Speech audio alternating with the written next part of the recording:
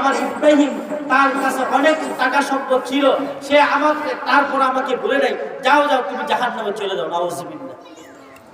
এমনি ভাবে আরেকজন যখন গরিব ব্যক্তি, তিনি গরিব, তিনি বলবে আল্লাহ আমি গরিব থাকার কারণে সারাদিন কাজের মধ্যে ছিলাম, আমি গরিব থাকার কারণে আমি আপনার ইবাদত করতে পারি নাই, আমি দারিদ্র ছিলাম, আমি গরিব ছিলাম, আমার দারিদ্র অবস্থা ছিল, আল্লাহ আপনি আমাকে মাফ করে দেন। তখন আবার আর আপনার নবীকে পেশ করবেন, ও আহমদ তুমি দেখো যেই নবী নাকি মাঝে মাঝে খানা না পেয়ে পেটের মধ্যে পাথর বাঁধতেন, যেই নবীর ঘরের মধ্যে 3 দিন 4 দিন ঘরের মধ্যে চুলা লাগাইতো না, চুলা জ্বলতো না, ওই নবী যদি একটা খেজুর পাইতো, একটা খেজুর খেয়া তিনি পানি খেয়ে থাকতেন। তারপর আমি আল্লাহকে বলে নাই ওই মুহাম্মদ সাল্লাল্লাহু আলাইহি ওয়াসাল্লামের দিকে তাকাও, যাও তিনি যদি ইবাদত করতে পারে তুমি কেন ইবাদত করতে পারবে না, যাও যাও তুমি ইবাদত করো না কেন, যাও তুমি জাহান্নামের মধ্যে চলে যাও, নাউযুবিল্লাহ, তুমি জাহান্নামের মধ্যে চলে যাও। এরপরে 3 নম্বর ব্যক্তি বলবে হায় আল্লাহ দুনিয়ার মধ্যে আমি বাদশা ছিলাম, কি ছিলাম?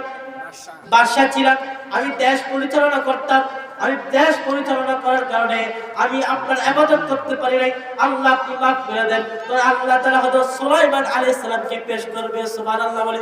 ওই সুলাইমানের দিকে তাকিয়ে দেখো, তুমি তো ছিলা মানুষের রাজা, এই সুলাইমান ছিল পাখির রাজা, সুলাইমান ছিল প্রচুর রাজা, সুলাইমান ছিল বাতাসের রাজা, সুলাইমান ছিল জিনের রাজা, তিনি এলাকা চালাতো, পুরো রাষ্ট্র চালাতো, এবং জিনদেরকে চালাতো, পশুদেরকে চালাতো। বাতাস তার কথা শুনতো, সে তো অনেক কিছু পরিচালনা করার পরও সে আমাকে বলে নাই, আমার ইবাদত করছে, যাও যাও যাও আমি তোমাকে ছেড়ে দিলাম, যাও তুমি জাহান্নামের মধ্যে চলে যাও, নাউযুবিল্লাহ বলি। 3 নম্বর ব্যক্তি বলবে, 4 নম্বর ব্যক্তি বলবে আয় আল্লাহ দুনিয়ার বুকে আমি অসুস্থতা ছিলাম, কি ছিলাম? অসুস্থতা ছিলাম, আয় আল্লাহ অসুস্থতার কারণে আমি ইবাদত করতে পারি নাই, অসুস্থতার কারণে আমি আপনার গোলামি করতে পারি নাই, আয় আল্লাহ আপনি আমাকে মাফ করে দেন, আয় আল্লাহ আপনি আমাকে মাফ করে দেন। তো আল্লাহ তাআলা আইয়ুব আলাইহিস সালামকে পেশ করবে, ও দেখ তুই অসুস্থতা থাকার কারণে তোমার কি অসুস্থ ছিলা, যে আইয়ুবের পুরো শরীরের মধ্যে পোক দিয়ে দিছি, কি দিছে? আইয়ুব আলাইহিস সালামের পুরো শরীরের মধ্যে পোক, এমনকি হাড়ি পর্যন্ত দেখা গেছে পুরো গোশত ক্ষয় হয়ে গেছে, কঙ্কাল হয়ে গেছে।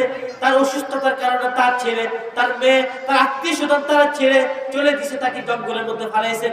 কিন্তু একটা বারো ওই আইয়ুব তিনি আমাকে আমার ইবাদত ছেড়ে নাই, যাও যাও সে যদি এত বিপদে পড়া অসুস্থ হওয়ার কারণে আমাকে ডাকতে পারে, তাহলে তুমি কেন ডাকতে পারো না, যাও তুমি জাহান্নামের মধ্যে চলে যাও, নাউযুবিল্লাহ বলি।